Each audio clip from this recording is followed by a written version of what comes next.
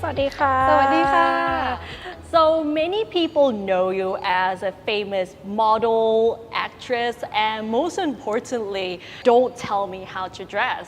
So would you say you've succeeded as an activist? No, How come? I don't feel like one succeeds in being an activist because I feel like it's an ongoing process. I'm still learning. I'm still having to kind of see where else my voice will be impactful or is needed. So, I don't like the word succeed or success in that it feels like it's final. Right. I feel like I still have so much to learn. I still have so much to give, hopefully. So yeah, in that sense, I'm very grateful for the experience. I mean, I did the campaign in 2018. It's been 6 years now. I've seen some amazing work being done in this area of gender equality, specifically pushing back against sexual harassment and victim blaming. It's everyone's speaking about it. So in that sense, I'm like, okay, great. Now what? It's almost like, okay, what else? And there's so much work still left to be done. Is this something that you ever imagined before, ever since you initiated this campaign? I never really set out to be an activist. Yeah. If you know the story, it really just came from this reaction I had. And everything happened so quickly. Like all of a sudden I had all this attention about what I wanted to say on this matter, because up until that point, I don't think anybody who was a celebrity or even a public figure ever talked about this. It's very taboo in Thai society to even talk about sex, right? Yeah. So here all of a sudden I'm speaking about, don't tell me how to dress, don't blame my sexual assault on how I was dressed and things like that. And so I think it really got a lot of attention. But yeah, like I said, I think this is something that's ongoing, and I really want to see how else I can be impactful. What sort of changes have you seen ever since you initiated the campaign up until now, especially the awareness about victim blaming and sexual assault? I think there is a lot of conversation now around this issue. You only have to kind of take to social media after, there's been a famous case in the news, or even there was a lakon where, there was a romanticization of rape and things, and so many people came out and were talking about it. So I feel like Thai society has really reached a point where we're much more aware of this. We know sexual harassment is wrong. We are not standing up for sexual violence, yet there's still so much of it happening. And I feel like there's a little bit of a divide, and not a little, a big divide between urban, middle class, educated people, and then the rest of Thailand, which is quite rural. You can see the cases of domestic violence, sexual assault is still quite high. A lot of exploitation, a lot of women are in vulnerable positions. So how do we put everybody in the conversation? How do we engage with law enforcement? How do we appeal to government to put policies in that are going to protect women more? And so there's a lot of hype. There's a lot of, even just media and women empowerment. It has become such a cool thing to do, right? There's so many commercials. There's so many campaigns. Great. But let's make sure it's sustainable. Let's make sure it's really creating the impact we want in the lives of the women themselves. So from that day you initiated that campaign, you have launched a series of projects as well. So what would be the biggest success from day one up until now? Yeah, my biggest success, again, I can't pinpoint just one thing. I think it all is a progression. Everything I've done is leading me up to this point. Everything I'm doing today is leading me up to another future success, as with everybody, right? So like you mentioned, the campaign, I did an exhibition, we went to Singapore, went to Philippines, it's now an online, you can go to don'ttellmehowtodress.com, and all the stories, everything's there. So that's, okay, that still lives on. I've written a children's book, like you said, My Body, My Rules. I'm working on menstrual health program for teens. I'm writing another book, and we're doing an outreach program teaching young girls about their bodies, what to expect when puberty hits, more than they're going to learn in school. I mean, we get very detailed. We teach you everything that you might be shy to ask, or don't know where to get the information. I've also become a founder of Dragonfly 360. We did the first summit in 2019.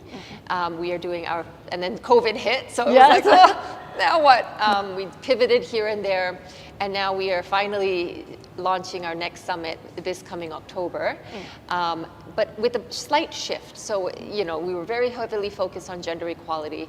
This time, we are focusing more on just leadership in general, and how do we inspire leaders to lead well? Because, from my experience in gender equality, it's not enough that we're talking to women. Yes, we need to empower women, but we really need to have men on board. We need male allies. We need to make sure that this is a joint effort from both sides, from all levels of society. And so we figured that to really drive this message home and create impact, we need leaders. Leaders in the family, leaders in the community, leaders in business, leaders in government. And then how do we make these leaders really understand that gender equality is a priority? Well, they need to be well. And so we're combining leadership and well-being into this summit. So yeah, it's going to be amazing. It's really interesting how you mentioned that mental well-being and leadership are connected together, right? So why do you think it's so important nowadays that we need to talk about mental well-being and leadership? I feel that our society, not just here in Thailand, all over the world, we're distracted, we're burnt out, we're getting taken out of our best impact by things that are many times out of our control, but there are so many things that we can be doing to kind of keep us aligned, keep us authentic, keep us on purpose, and being the most impactful we can be. And so well-being, mental health, taking care of yourself has become a huge trend for leaders. And it doesn't matter how you identify as a leader. Everybody has within them the capacity to be an amazing leader, whether it be in your community, in your family, like I said. And so the best leaders are the ones who are, first of all, self-aware. You need to know where your strengths are, where your weaknesses are. Then you need to be self-accepting. Okay, I got to work on this area, right? And then you need to have good self-management, right? It's all about discipline. It's, having a routine. It's being your best self so that you can then impact the change you want to see. It really comes down to coming back to yourself.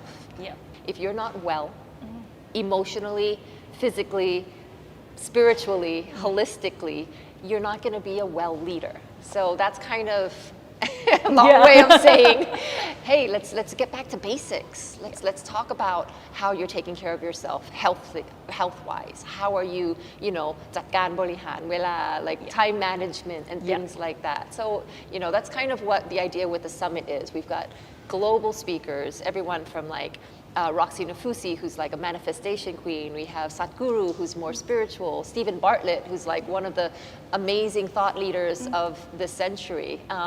All the way to my panel in particular that I'm very proud of are, we call it Trailblazing Women, Stories from the Summit. These are women who quite literally have climbed the highest mountains in the world. So we want to hear from more incredible women so that not just little girls get inspired, little boys get inspired too. Men can very well be inspired by incredible women as well. So. Honestly, I'm already blown away with what you had to offer for this upcoming summit. But back to mental well-being, since you've been doing many things, whether it's modeling, acting, and being an activist as well, and you're also the UN Women Goodwill Ambassador to Asia and Pacific, you must be juggling several things, and you're also a mother as well. So how do you manage to find the right balance and maintain this mental well-being, like when you're doing? It's not always easy.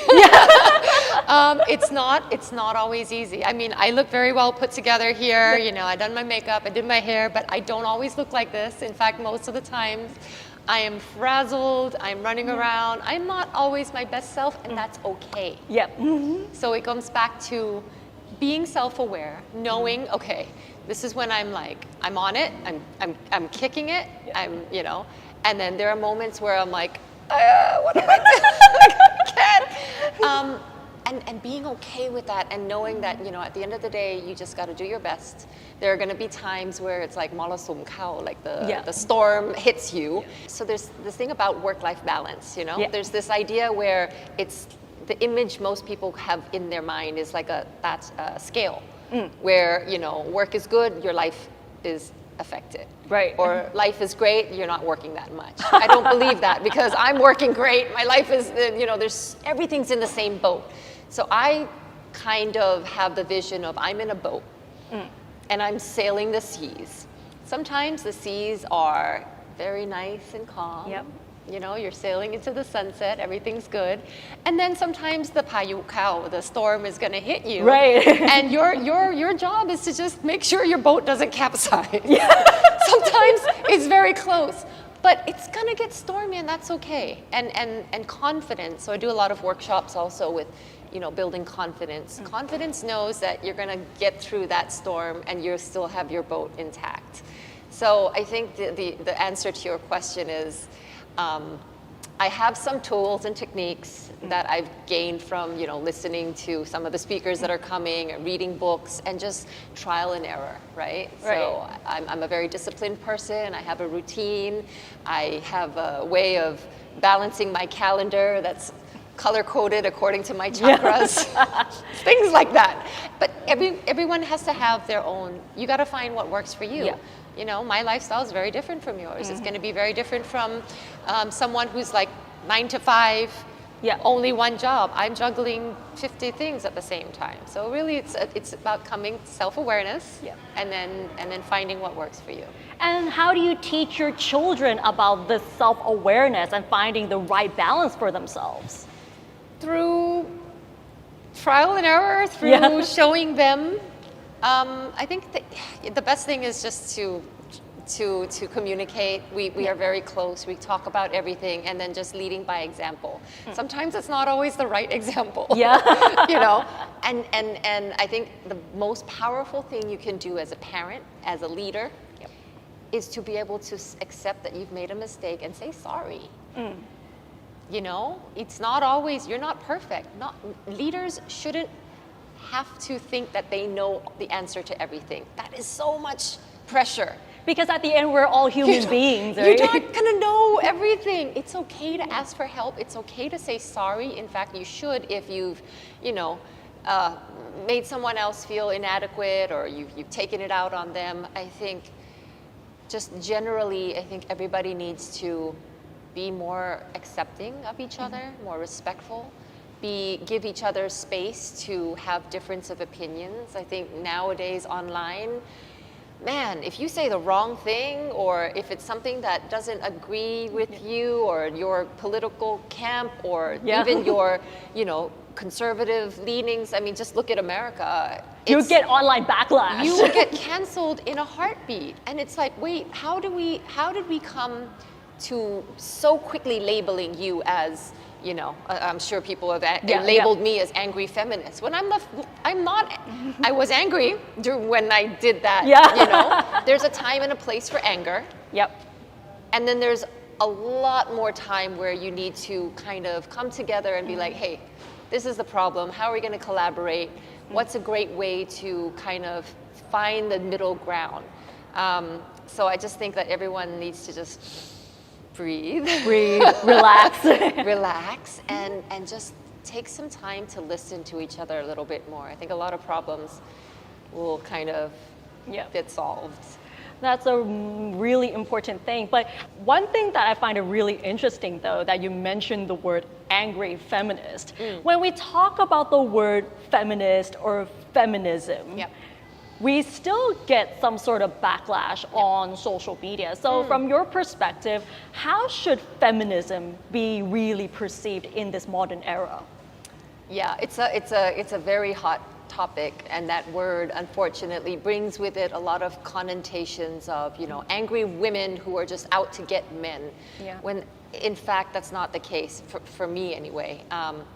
I'm advocating for women to have equal opportunity, equal access to education, equal right to be safe, even just walking down the street.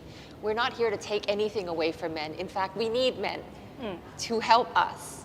You know, we need male allies. And I think this is the problem, and I'm noticing it now, I'm even talking with my colleagues at UN Women.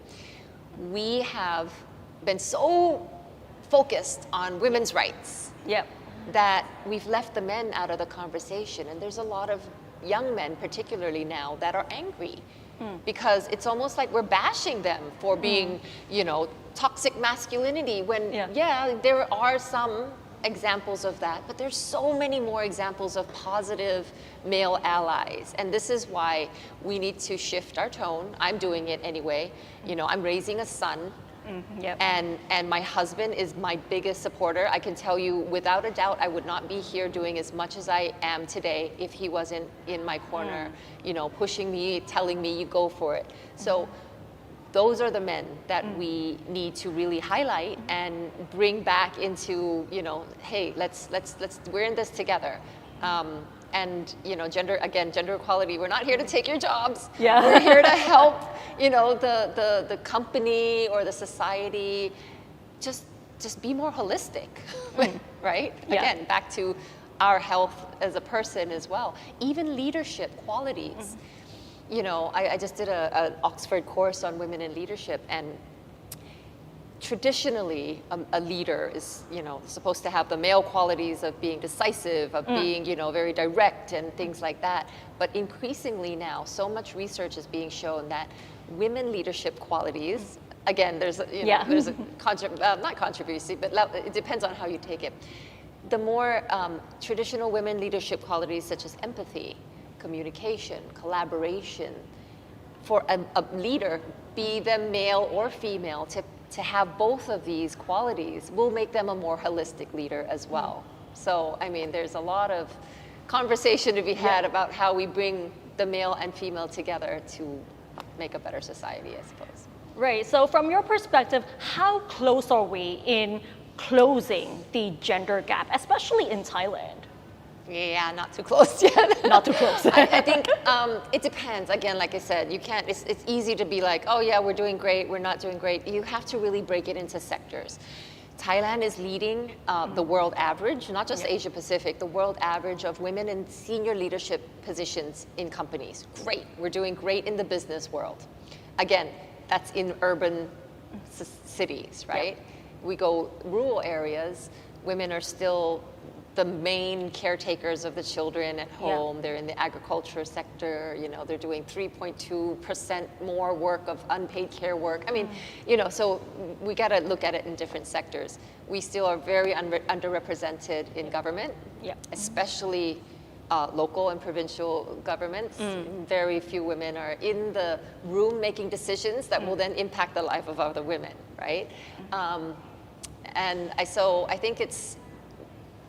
I think we really still have to be creative and be collaborative in our approach to implementing policies that's really going to make a difference. So, for example, in companies, how do we introduce DEI in a very practical way? It's not just going and doing a workshop. We need to talk to the HR policymakers. How are their salaries? How are they recruiting? How do they retain, attract and then retain diverse talent? I mean, this is also for our LGBTQI friends as well. So, So why is it so difficult to achieve gender equality, especially in Asia Pacific?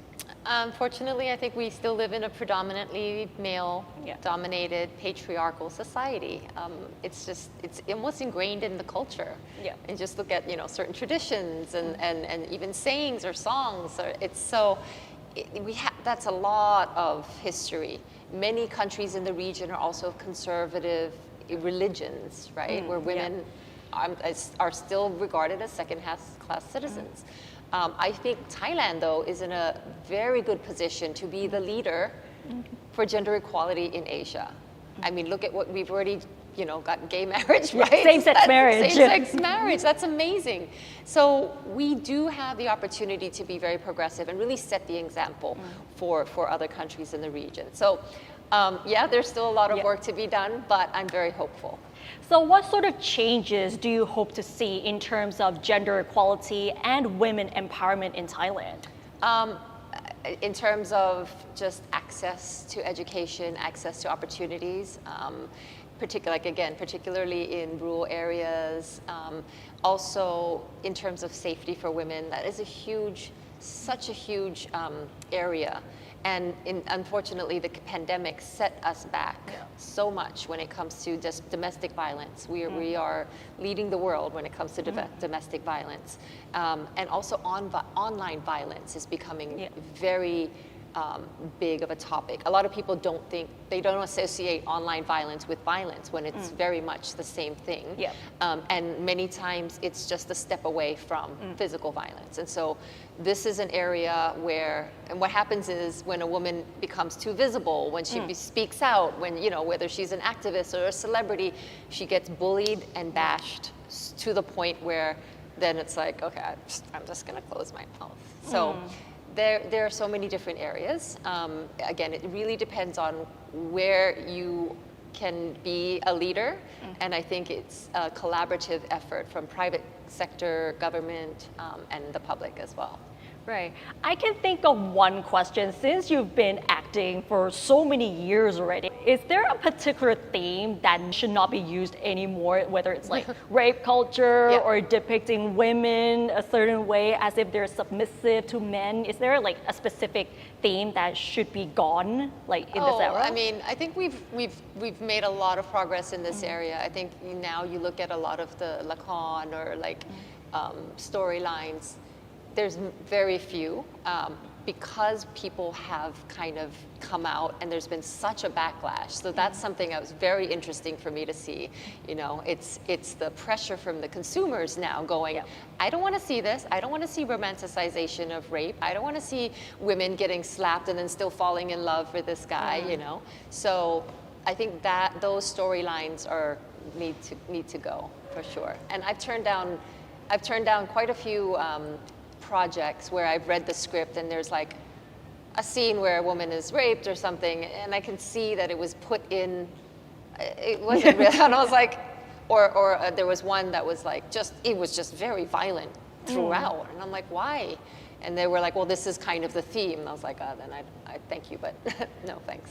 But then this year you have this new series coming up on Netflix, right? Yes. Yeah. Can you tell us a bit of what's going to be about? I can tell you it's going to be a supernatural thriller, and it's one of the Thai Netflix original series coming out, and it's a role I've never played before. So it was very challenging, but I think it's going to be good. All right, so this is really exciting. So coming down to one of the most important questions of this interview. So from your perspective, what does empowering Thai women mean to you? It means just making sure that their voices are heard and telling them that they have more than enough already to share with the world, and just keep doing what you're doing. And if you could tell every single woman around the world at the same time, what would you like to say to them? Speak up. Don't be small. Take up space. Why is speaking up so important to you? Because I think women, we've been conditioned to be quiet and be, don't make a fuss. And when we do make a fuss, we're branded as angry feminists or, too confident. And I think that it's our time to really, show, not just our daughters and young girls, but our sons and young men too, that there are a place in society for everyone, male or female, or in between. Right. Thank you so much for today. ขอบคุณมากนะคะ